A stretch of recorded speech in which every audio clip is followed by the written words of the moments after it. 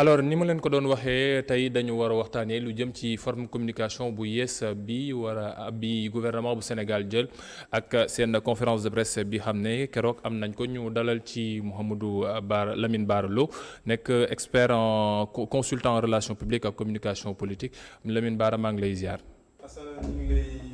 delloo ziar. di rafetlu invitation bi. en attendant ñu xaar en Sambou dañuy dugg ci wax bi déjà communication bi njiitu réew mi ak gouvernement am jël ci bés yi ñu génn ñu gis leen lu toll ci juróom-ñett ci ay jëwriñam ñëw toog janook lii ci journalistes yi ci wuyu ci seeni laaj ñoom ñu ci andi ay tontu yow ban analyse nga ci am déjà en forme de communication est-ce que nekk na loo xam ne lu réactif la ñu bëgg wala loo xam ne dañuy nekk en contact direct ak population bi leen di soxla.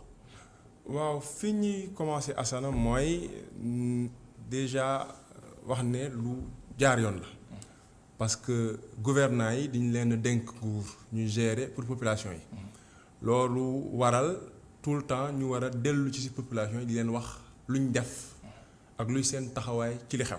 donc communication gouvernement lu normal la lu mënta ñàkk parce que activité politique ci boppam moo jaar ci communication ak pàcc boo ci mën di jël.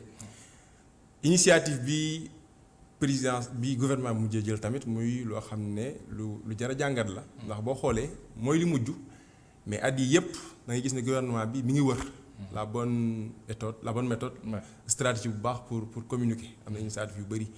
groupe d'information gouvernemental et cetera yu bëri nga gis ne ba léegi ñoom amaguñ seen stratégie bu wóor.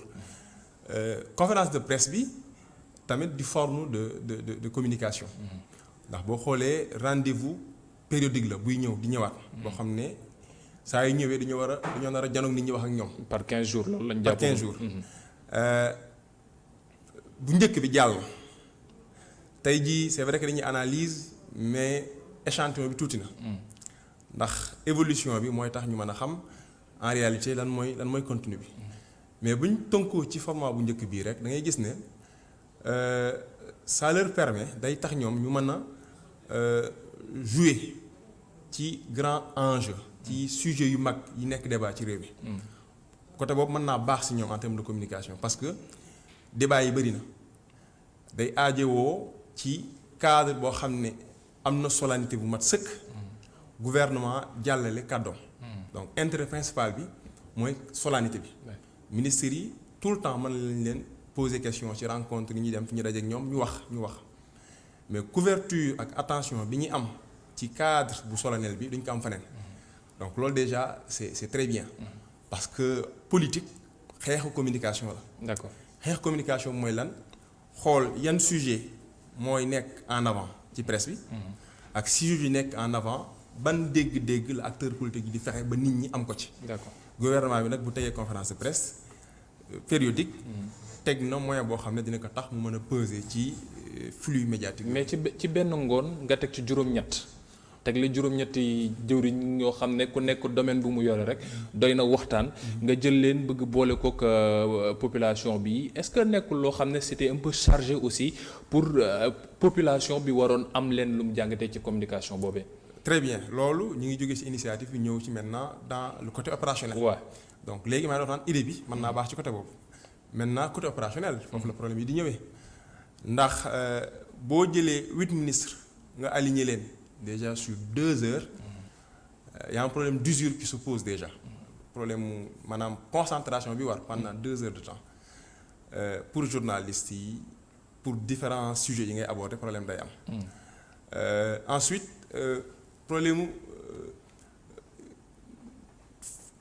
ni ñu war a feeñee duñ ko feeñee. parce que sujets yi du ñuy superposé wu. dañuy gis ne conférence bi benn wala ñaari wax nëbb na ci des yëpp. yenn saa yi day xaw superficiel li ñu naan la sax ak li ñu wax lépp ñaari yëpp lañ say jàpp ministre bi nee na président bi du compter ñuy dee. wala élection locale yi. jàppaguñu gañ lay nekk. waaw ci des yëpp diñ leen ni tëmbal. loolu tax man ne nag peut-être ci côté détail yi am na lu war a xoolaat du ñu war a xoolaat. mais li ma wax léegi bi mooy première fois bi. waaw bu ñu defee 2 fois 3 fois maintenir le même format. faut voir quand même ay tendances lourdes dina mën a génn. d'accord ñu dalal sunu beneen gon Ansou Sambou nag ku bokk ci secrétariat national bu communication bu PASTEF Ansou ginnaaw bañ la nuyoo keroog gis nañu nguur gu Sénégal def ab forme communication bu yees maanaam toog janook taskatu xibaar yi ci lu weesu ay waxtu ngir mën a waxtaan andi ay leeral ci yenn poñ yow en tant que politique nan nga ko jàngatee déjà yéen waa PASTEF.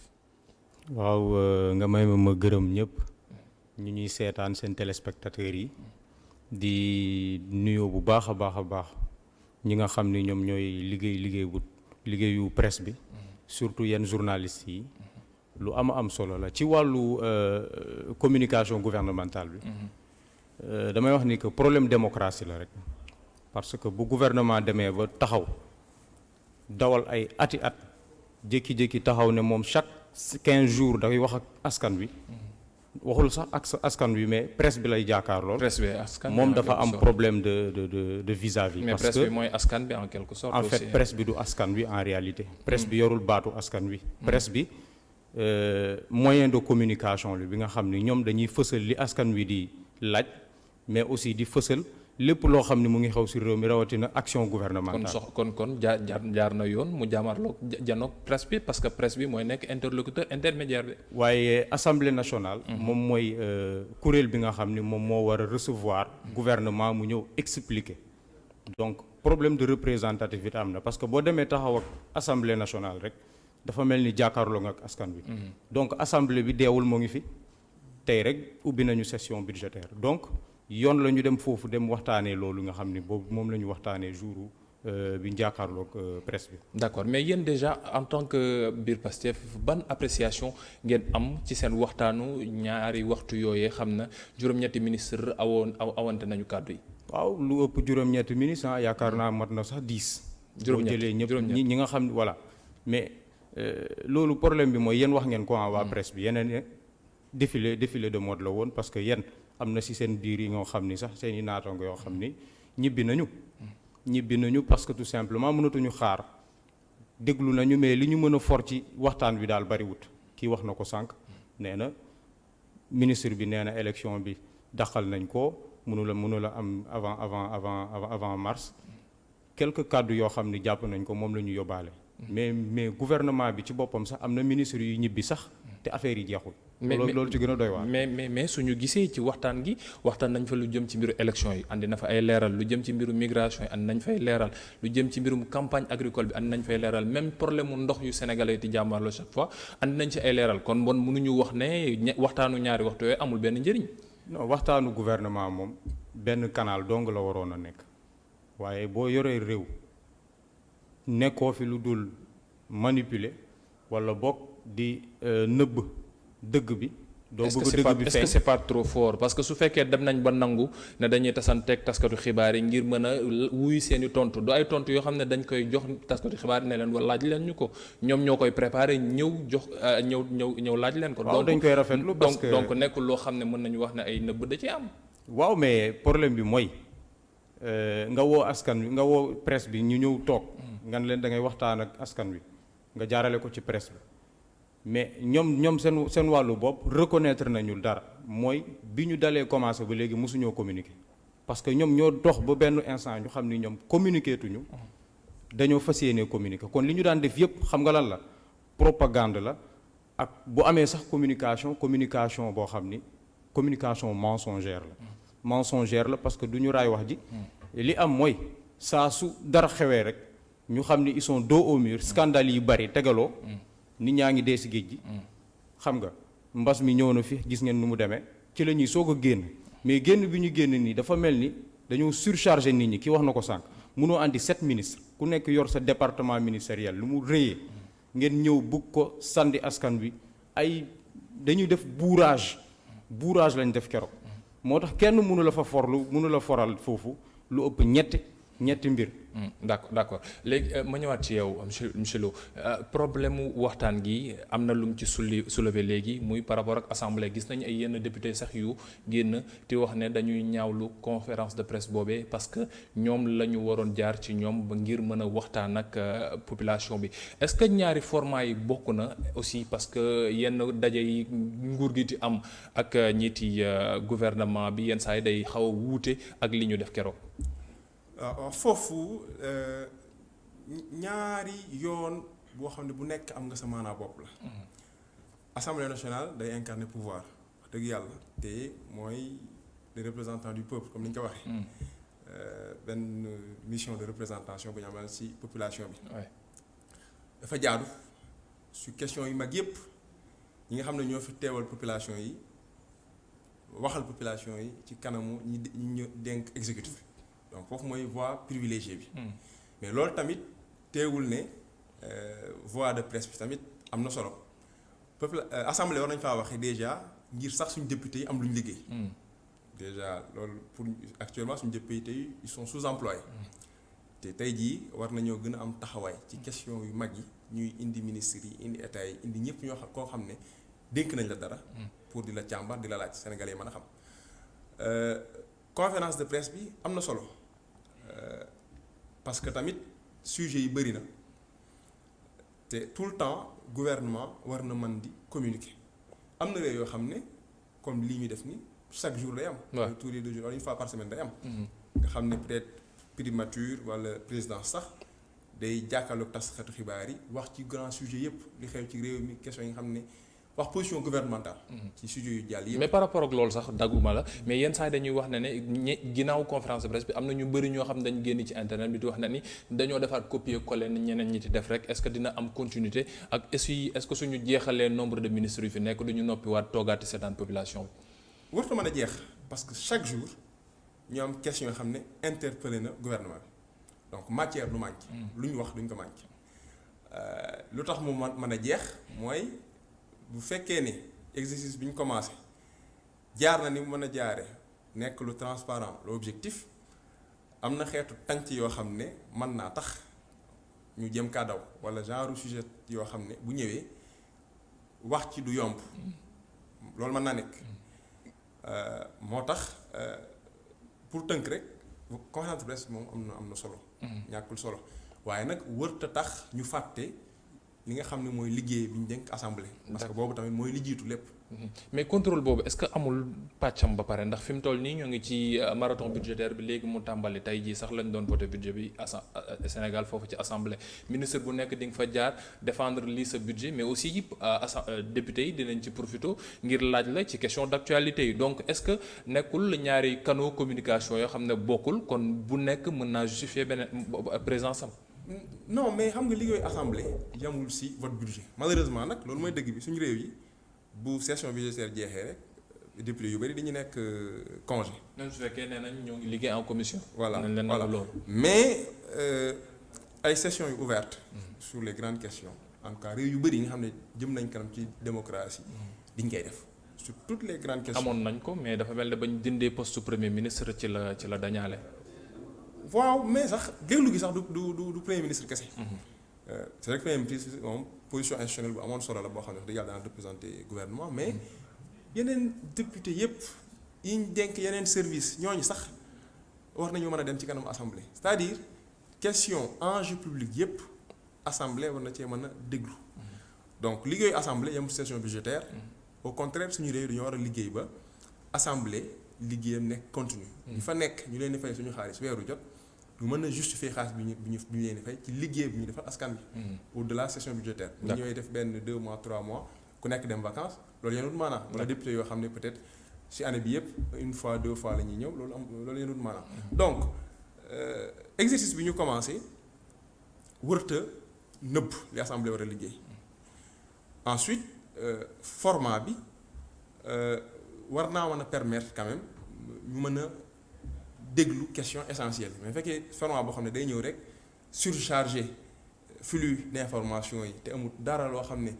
mën nañ kese téye solo ci du bëri su boobaa. d'accord Ansou point yi wax nga ne dafa mel ne yow da nga jàpp ne nihilisme maanaam dara wax ñu fa dara mais par rapport ak am na yenn point yoo xam ne nit ñu bëri ñoo ngi doon wax ne kañ la ci nguur gi ci wax lu mel ne migration nombre de morts yi gis nañu Antoine Félix Diome andi na ci ay leeral li jëm ci mbir local yi andi nañ ci ay leeral est-ce que jàppoo ne kon seen daje bile am na peut-être information utilité mais peut-être mu bañ a yem ci ministre yi kese ñu mën ko yóbbu ci yenn direction yoo xam ne ay direction essentielles lañ. waaw ci immigration bi rek damay jaale famille yi nga xam ni ñoom ñàkk nañ fa seen i doom seen i rakk seen i mag. di ñaawlu trop ni ko gouvernement bi géré mais aussi di masaw bu baax a baax sénégalais yi parce que métti na yu mel ni day am sax mais bii nii non seulement dafa bari mais dafa tegaloo donc lu ëpp presque 480 la ñu wax mais lu ko ëpp peut-être sax am na ci biir médiatiser wuñu ko rek parce que bii la ñu médiatiser mais bis bu ne suñuy doom suñuy rakk suñuy mag ñu ngi dem ci. mais après reste vérifier si 480 yooyu yëpp ay sénégalais la ñu. justement parce que li gën a doy waar mooy il faut que ñu identifier ñi nga xam ni ñoom la seen bakkan des foofu. déjà loolu yaakaar naa ni amagul bu amee aussi gouvernement communiqué wu ci. identifier wu ñu famille yi. ba peut-être bu amee ay dommages yu ñu war a ay intérêt ay dommages yu ñu war a versel nit ñi ñu versel leen ay réparation mais aussi nit ñi bala ñoo mën a def dëj il faut ñu xam ndax seen doom des na ci géej bi wala desu ko parce que jusqu'à la preuve du contraire kenn mënu la wax carrément sa doom rëcc na wala rëccul. mais donc du l'utilité yi xeetu waxtaan yi la ñu engagé léegi. waaw mais li ma wax ni loolu gouvernement moo ko waroon a def. d'abord mu constater le fait ba pare accepter ko. loolu lañ defut ba pare bi ñuy communiquer balaa ñuy communiquer ci mbir mi fekk na sénégalais yi wax nañu ba sonn ci la ñuy doog a communiquer. jëlee ko ci président ba ci ministre yi nii. beneen affaire bi mooy ci immigration bi toujours dafa am loo xam ni loolu mënuñu ko négocier. par exemple nit ñi dem nañu jël gaal yi dugg gaal yi def li xew na ba pare. li ñu war a gën a def mooy ñu laajte lan mooy causes yi ñu jéem a chercher. à réparer les causes plutôt que à réparer les faits ou les conséquences. maanaam ñu dem ba ci li nga xam ni moom moo waral loolu ñu jëm ko réparer mooy wàllum emploi mooy wàllum chômage mooy wàllum précarité bi nga xam ni mu ngi fii nit ñi ngi liggéey sax mais am na ñoo xam ni li ñuy liggéey seen salaire vraiment du salaire boo xam ni mën na leen a permettre ñu dund. waaw loolu waxtaan bu am solo la mais xam naa ne suñuy wax ci léegi ci wàllu ndox mi Serigne Mbaye Thiam def na fa communication.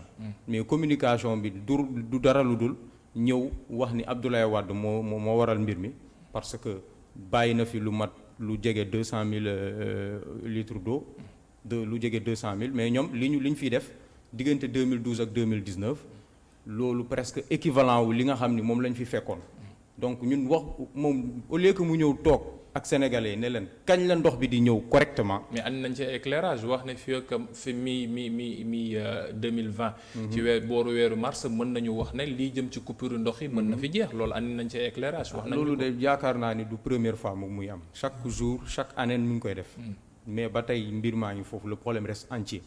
donc man dama jàpp ni communication boobu noonu du communication d'urgence la en fait. mais par rapport ak transparence bi c'est-à-dire réew mi fi mu toll nii ñëpp dañuy wax ne yenn saa yi nguur gi day liggéey ñun duñu xam nu muy liggéeyee comme ni ko monsieur Lo waxee. su fekkee ne def nañu waxtaan yooyu mu nekk ay waxtaan yu périodique mu bañ a yem peut-être ci nguur gi kese yenn direction yoo xam ne ñoo ngi yore ay yenn kopparu réew mi wala am loo xam ne war nañ ko doxal ci politique publique est-ce que nekkul occasion aussi ñooñu ñu leen ci convier ci conférence de presse yooyu pour ñu mën ci leeral ñoom ci seen liggéey. waaw transparence bi c'est bien nous le saluons mais je suis désolé mais transparence bi gën a mag ci transparence yi mooy doo xaar ba dégâts yi commencé mooy ci bi ngay commencé rek ngay mën a communiquer ak nit ñi di wax nit ñi fi nga toll ci liggéey bi mais je suis désolé mais gouvernement bi yor na ay appareils yoo xam ni tey jii nii mu ngi am RTS donc c'est pas pour leur faire de la publicité mais il faut ñu lim ko parce que structure publique la ñu ngi am média public yi lu mat ñett Soleil ci la bokk APS ci la bokk boo jógee ci loolu yaa ngi ci médias privés yi ñoom ñu ngi ni parti politique yi di demee ci médias privés yi noonu la ñu fay demee donc ils ont une large palette de communication à travers laquelle ils peuvent effectivement véhiculer les travaux du gouvernement mais ça se voit que ñoom ils sont restés inaudibles maanaam ñu ngi wax mais nit ñi dégguñu leen kon yow dafa mel ne da ngaa gis ne maanaam li ñuy waxtaan yépp bon amul sens daal non am na sens mais dama ne boo xëy rek nga ne léegi chaque 15 jours damay wax parce que tout simplement jàpp nga ni li nga doon def yëpp du wax wala li nga doon def yëpp du communication mais lan la. peut-être que may laaj lan la peut-être nit yi déggul woon lu ñu doon wax. mais nit ñi dégguñu leen parce que les gens ne s'intéressent pas en réalité gouvernement bi li muy def intéressé wul Sénégalais xam nga lu tax parce que dañoo yàgg a nax nit ñi loolu mooy yoon. léegi nag bu ñu demee ba xam nañ ñi léegi parce que dañ leen ko daan wax ne nit ñi dégguñu leen ñu naan non ñu ngi ñuy dégg ñu ngi ñuy dégg léegi nag dem nañu ba ci biir xam ne nit ñi dégguñu leen parce que nit ñaa ngi jël gaal yi di dem lijjanti wuñu leen ak li ñu fi créé yépp tey te keroog ñu wax ko mais jeunesse bi ba tey ndaw ñi ñu ngi dem parce que faale wuñu leen ci côté boobu. d'accord léegi nag moo tax ñu ñëw ci tënk rek parce que une minute moo ñu desee. waaw Samb su fekkoon da nga am solution booy proposer. parce que sànq ba léegi gis naa da ngay sànni xeer rek. mais su amoon solution boo xam ne da nga koy proposer pour gouvernement bi li muy liggéey muy gën di fës ak muy nit ñi di ko mën di gis parce qu'on peut pas dire que tout est mauvais aussi. ñun mënuñoo wax gouvernement bi lu mu war a def parce que moom moo yor nguur gi ah. mais mën ngeen joxe proposition ci bi mu jotee ñu laaj baatu askan bi. dem nañu. ki waroon a wax ak nit ñi mooy Macky Sall dem na wax ak ñoom. bu lii amee moom moo war a taxaw wax ak ñun mais muy na laqatu ci ginnaaw ay ministre di wax loolu c'est pas respecter les Sénégalais. beneen bi mooy wàllu communication bi toujours askan bi dafa am loo xam ni moom moo la ko dénk boo demee ba mënatoo da ngay ñëw taxaw walla boog li nga bëggoon a def mënoo ko def mu am ay gàllankoor da ngay ñëw taxaw expliquer. mais defuñu ko.